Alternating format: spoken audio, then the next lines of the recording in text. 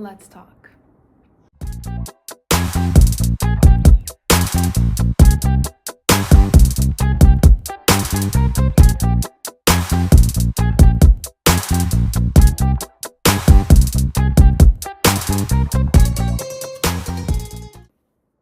So lately, I've been thinking about how I believe that to become the best version of myself, I had to leave the old version of myself behind.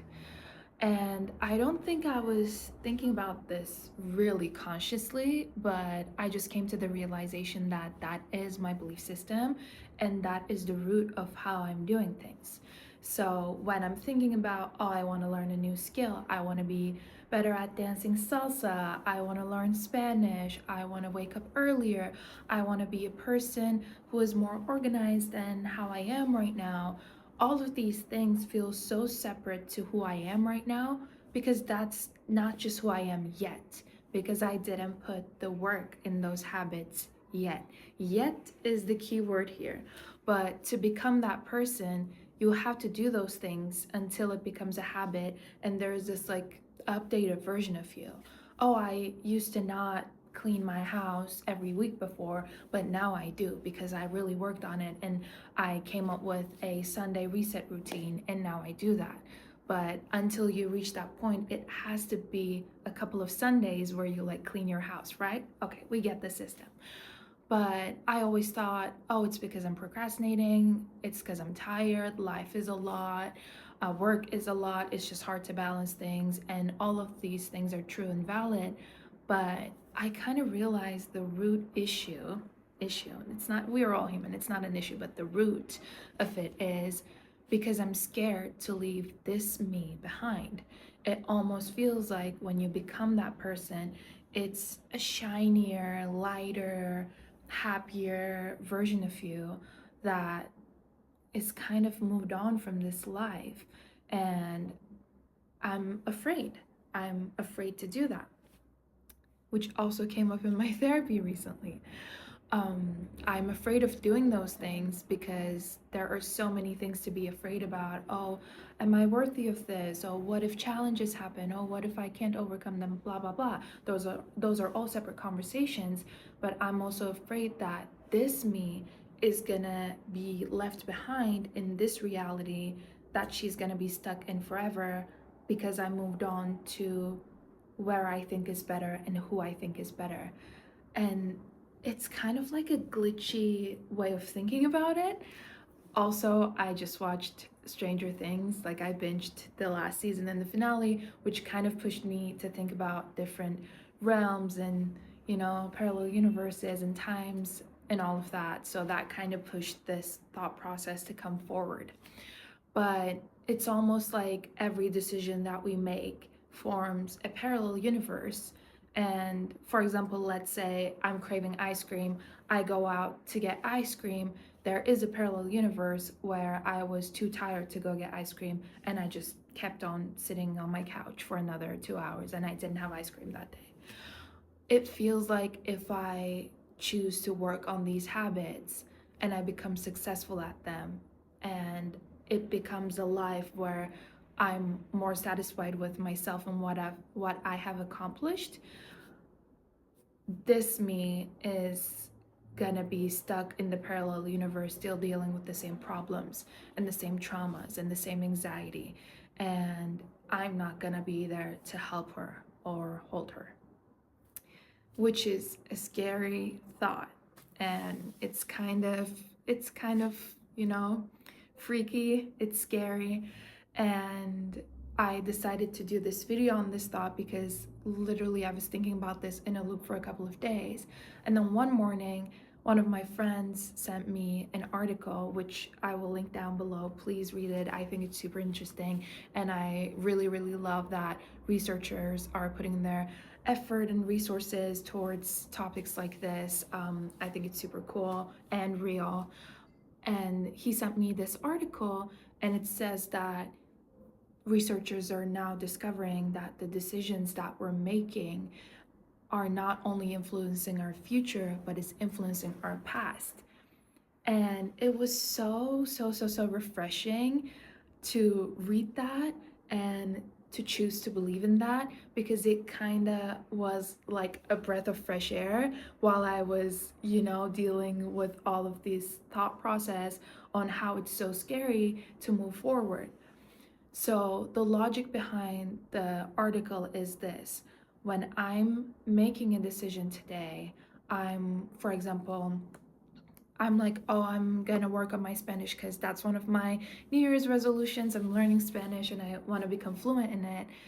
It's not only affecting my future, which in the future, hopefully, I become fluent in Spanish, but it's also affecting my past. Well, I haven't really worked on the inner workings on this, but from my understanding of it, it's like the edge on us 2, 3 years ago is listening to Spanish songs or watching a TV show that's in Spanish, and she's thinking, oh, this is cool. I would love to learn this someday.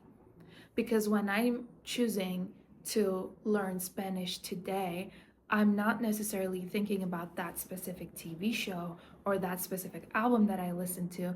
It's a completely different reasoning that influenced me to start learning it again, which in my case, I want to move to Spain and that's why I started doing it. But it's like affecting the past version of you too.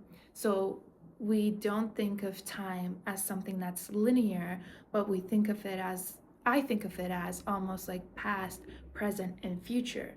It's stacked. It's like pancakes.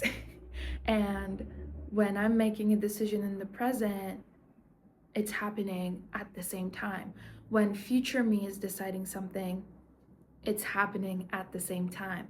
I'm waking up and I'm thinking, oh my God, I make music and it will be so cool to release an EP, another New Year's resolution. It would be so cool to release an EP. I should really, really start working on that. Maybe future me released an EP and it's like trickling down. And then the past agendas, it's trickling down to, ooh, I want to try songwriting. This is totally my understanding of it, and I know that this is an area that a lot of us are thinking and theorizing on, and nothing is proved yet, nothing is really concluded per se, but I thought it was super, super interesting. And to tie this back to what I was talking about in the beginning, if I'm thinking about it like that, I don't have to leave the past me behind because it's not like present me, past me, future me, like I'm leaving this behind, I'm moving on. It's not like that. It's all happening at the same time. And it's me, it's you. You will always be you. You were you before, you are you now, you will be you in the future. And you can't, even if you want to, separate yourself from yourself, even if you transform to a completely new person with completely new habits that talks a completely new language. In your core, you are still you. So I wanted to really talk about this and get everyone's thoughts on it, and to really, really make sure that I get the message out that says we don't have to leave ourselves behind to move on. You don't have to say, ooh, it sucked that I did that. This was horrible. Ew, I used to be like da da da da. I'm changed now. I'm so much better. It is good to be proud of yourself. It is good to see your accomplishments and how much you've grown, but you don't have to do that and separate yourself and look down on a past version of yourself to move on, because that will feel like the past you was bad or not enough and you left them there. It will feel separated. Or it could also feel horrible theoretically if a habit that you called bad or horrible comes up in the future and you have no control on how it would come up, because you are a human and it's all ups and downs, right? So, in a moment where you feel weaker or you fall into a past negative habit, I'm using air quotes because these are all so subjective, and I would never ever want to sit here and, patronize anyone on anything because I'm still learning and I believe everyone is learning. It's a lifelong journey. So, when that comes up, you feel like you've backtracked or you're returning to this less beautiful like version of yourself. You do not have to do that. You do not have to do that. All of the versions are beautiful and it will always be beautiful.